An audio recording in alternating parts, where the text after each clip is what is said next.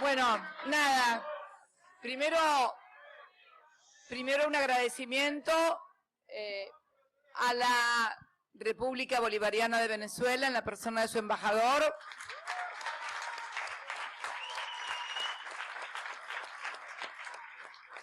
Por habernos propuesto al Instituto Patria realizar aquí un homenaje al aniversario del natalicio de Hugo, de Hugo Chávez. Me encanta, embajador, que recordemos a la gente cuando nace, ¿no? Porque hay una cosa media latina de recordar a la gente cuando se muere, y no a la gente que recordarla siempre viva, sobre todo a los grandes, porque los grandes no mueren nunca, no se van nunca. Agradecerle a Estela Caloni, esta maravillosa periodista argentina, también a Luis Burstein, a quien queremos mucho y leemos y esperamos su columna siempre de los sábados, un periodista comprometido desde siempre con los derechos humanos y con su país. Y también al Chivo Rossin, querido compañero, a que también agradecemos, al Chivo Rossin, querido compañero, a que también agradecemos. No sé lo que habrán dicho sobre Hugo, pero me parece que a lo mejor analizaron este momento que vive la región, ¿no? Y seguro se preguntaron qué hubiera pasado si hubiera estado Hugo o si hubiera estado Néstor también, seguro, ¿no?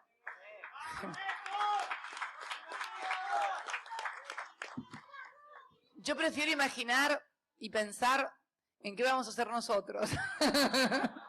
¿Por qué? Porque yo que provengo de una familia, por un lado peronista y por el otro lado no peronista, pero en mi casa siempre desde muy pequeña escuchaba como hipótesis o como certeza decir que si Evita hubiera estado viva, no hubiera habido 55, o no hubiera pasado eso, no sé qué hubiera pasado. Y la historia no se construye de esa manera ni con esas hipótesis. Es incorrecto hacerlo. Entonces lo que tenemos que hacer es saber que la historia la tenemos que construir nosotros todos los días y saber que si estamos en momentos de desafío, en momentos difíciles, lo que hay que hacer es mirar qué es lo que hicieron en otros momentos y fundamentalmente confiar en nosotros mismos y también en las infinitas fuerzas del pueblo, en las infinitas fuerzas del pueblo. Hugo confiaba en las infinitas fuerzas del pueblo. Néstor también, no era voluntarismo, era confianza. Confianza en el pueblo, confianza en la historia, confianza en las ideas y por sobre todas las cosas la certeza de que la historia no es siempre una marcha permanente hacia adelante ni se escribe como una línea recta o sobre renglones perfectos. Los renglones son torcidos, hay marchas, hay contramarchas, pero siempre, en definitiva, si uno mira la historia, se construye con marchas, con retrocesos y también con mucha experiencia y fundamentalmente con mucha confianza en lo que hemos sembrado. Hay que tener mucha confianza en lo que se siembra. Nos ha tocado vivir en otras etapas históricas. Es un momento difícil y complejo en la sociedad, pero recordarlo a Hugo significa también recordar a quien nos ayudó en momentos difíciles de la Argentina, ya por el año 2003, 2004, cuando empezábamos. Acá me dice Estela 2005, claro, cómo olvidar esa Mar del Plata, esa cumbre de las Américas, donde, bueno, creo que dimos un paso fundamental en lo que fue el rechazo al ALCA, que fue encarado realmente por quien le tocó presidir esa cumbre y también por Hugo y acompañado por otros compañeros mandatarios de Latinoamérica. Recordar a Hugo también es recordar a un personaje entrañable en términos humanos. Yo no quiero recordarlo únicamente como un líder político, como una persona, como un dirigente, no, quiero recordarlo a nivel humano, cómo tenía ese poder de conexión con el otro, cómo cuando vos estabas con él parecía que vos eras la única persona que estaba en ese mundo. O sea, tenía eso que tienen muy poca gente, que es prestarle la atención al otro, importarle lo que el otro le dice, y que puede ser desde el más humilde y de las cosas más simples. Él se interesaba en todo, desde lo más complejo, como buen militar, estratega, hasta lo más simple. Lo conmovían las cosas simples también. Ese ser humano entrañable que cantaba el himno nacional argentino, que se lo sabía de memoria y a la perfección. Me maravillaba cada vez que iba a Caracas o cuando venía aquí nos recibía. Y bueno, quería estar presente en este momento, en este homenaje a sus 62 años. Y recordar también que cuando él nos ayudó, el mundo nos había dado la espalda, y sin su ayuda, sin la ayuda de la República Bolivariana de Venezuela, hubiera sido imposible salir, dar los primeros pasos para después poner en marcha esa maquinaria formidable que pudimos poner en marcha y remontar el default más importante de la historia, no solamente en lo financiero, sino en lo social, porque nos habían defaulteado no solamente en las cuentas, nos habían defaulteado en los derechos sociales, en los derechos humanos, en los derechos cívicos. Nos habían defaulteado la democracia, pero la democracia entendida en su totalidad. La democracia no es votar cada 2 años. La democracia es que no nos tomen como consumidores o como usuarios, sino que nos tomen fundamentalmente como ciudadanos, que es lo que se está perdiendo un poquito ahora y que tenemos que recuperar. Mucha ciudadanía. Hugo Chávez era un ciudadano, no de Venezuela únicamente, embajador y compañeros, era un ciudadano del mundo, era un hombre que se solidarizaba con todas las causas justas y que las hay a lo largo y a lo ancho del planeta, que era pasional por allí demasiado, y entonces lo confundían y decían que no, que eran gobiernos totalitarios o autoritarios o populistas, como nos calificaron a todos los gobiernos. Éramos, y creo que lo hicimos muy bien, gobiernos profundamente populares, nacionales y profundamente democráticos. Tan democráticos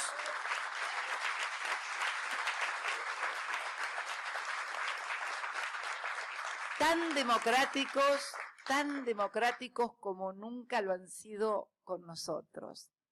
Recuerdo aquel referéndum, usted se debe acordar, embajador, aquel referéndum en el cual se perdió por apenas centésimas, creo, 0 punto y algo.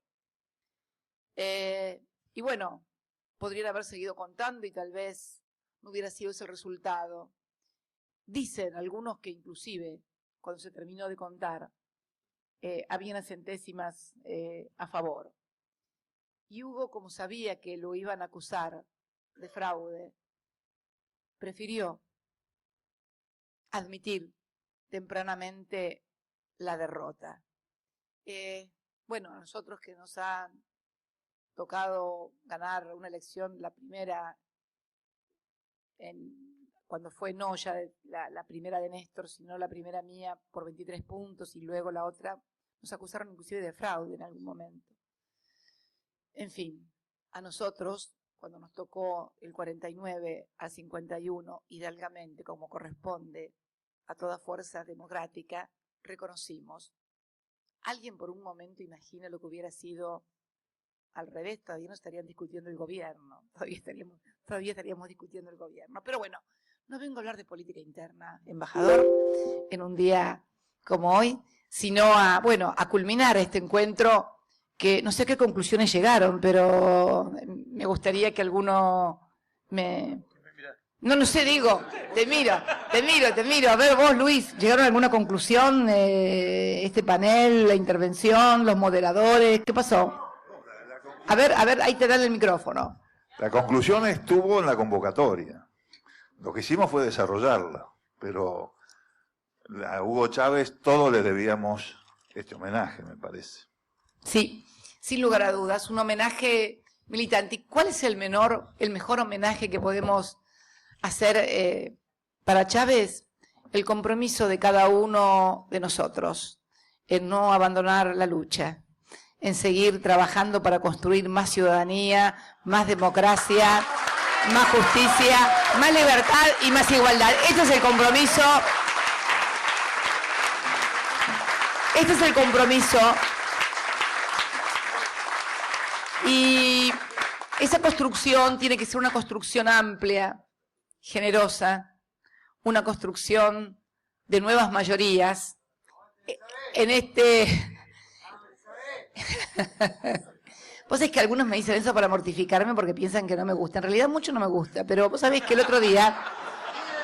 No, vos sabés que el otro día alguien me dijo, pero ¿cómo no te gusta Elizabeth? Me dice, Cristina y Elizabeth son nombres de reina. Y ahí me empezó a gustar un poco más la cosa, ¿viste? Y ahí dije...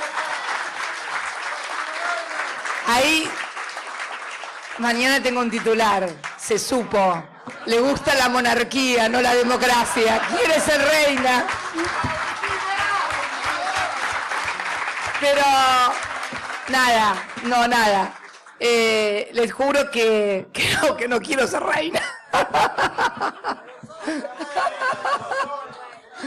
Entonces, nada, les hablaba de la necesidad de construir nuevas mayorías en un continente en el cual tenemos nuevos desafíos, nuevas problemáticas, en las cuales muchas veces las sociedades se les crea un sentido común desde los medios de comunicación, contrarios a los propios intereses de ese mismo pueblo. Lo hemos visto en reiteradas oportunidades. Por eso creo que el desafío es grande y tenemos que saber llevarlo adelante, construir nuevas mayorías, a partir de lo que ha significado en todos estos años la construcción de derechos, el empoderamiento de la sociedad y fundamentalmente también comprender, tal vez por allí no lo advertimos oportunamente, pero que fue tal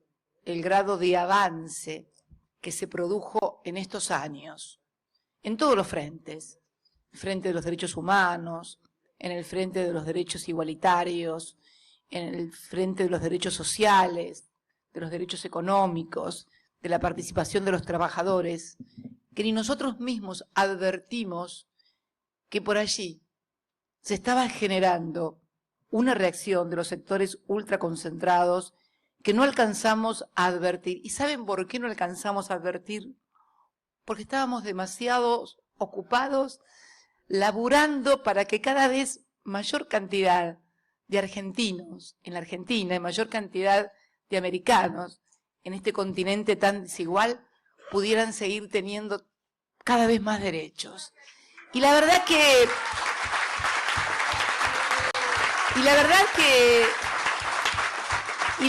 muchas veces, y yo también los quiero mucho, y la verdad que cuando uno advierte frente a hechos que parecía que no podrían volver a suceder nunca más en nuestro país, uno advierte que en realidad si una crítica o autocrítica, ustedes saben que en el peronismo la autocrítica consiste básicamente en echarle la culpa al otro, ¿no? Eso es básico. Bueno, pero realmente si una autocrítica deberíamos hacernos es que en realidad fuimos demasiado ingenuos. Pensar que después de 12 años de las conquistas que habíamos realizado, y me atrevo a decir en el caso de la Argentina, que había sufrido la dictadura, junto con Chile tal vez, más genocida de la que se tenga memoria, y las privatizaciones que no tuvieron lugar, por ejemplo, en otras partes, en otros procesos, creo que no advertimos ni nosotros mismos la magnitud del avance popular y democrático que habíamos realizado. No hay en todo el continente una experiencia similar en materia, por ejemplo, de derechos humanos. todavía